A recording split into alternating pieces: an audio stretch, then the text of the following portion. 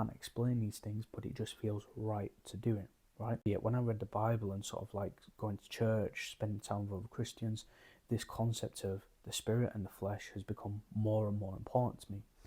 And what I began to realize is that the Western world and how we're generally brought up in modern day society is that we're not really taught to battle with our flesh. We're instead taught to pursue these things. We're taught to pursue cars and pursue fast things, and the harder that you work, the better these things will be given to you. And really, it's further from the truth. This compass that I've got within me now, I'm able to understand. So let's just go over today, right? It's about 6 a.m. as I've already said. I've done my first session, and what do I actually have to do today?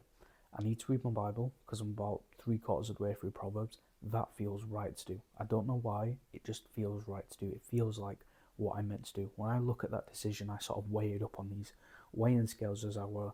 There is no downside to me reading the Bible, right? So I've got to do that.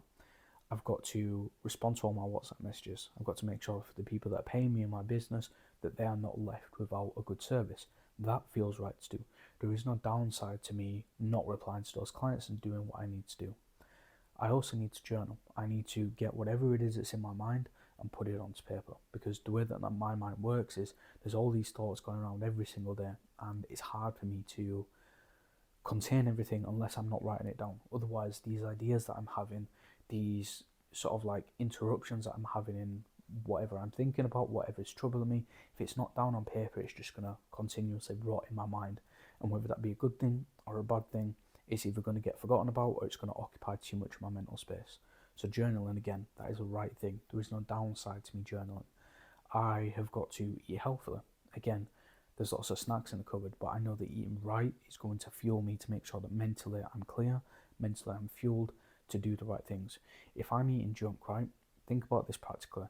You will rarely sit down at the table and just eat junk food, right? You eat junk food sat at the sofa. You eat it watching TV.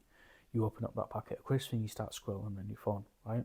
Whereas when I eat the right food, I want to prepare it, I want to be careful with it, I want to give thanks for it, and I want to sit at the table. Maybe I'll watch some on YouTube, but it'll be educational. There is, again, no downside. I can't explain these things, but it just feels right to do it, right? And these things are actual needle movers in both my character, in my business, and also what God expects me to do.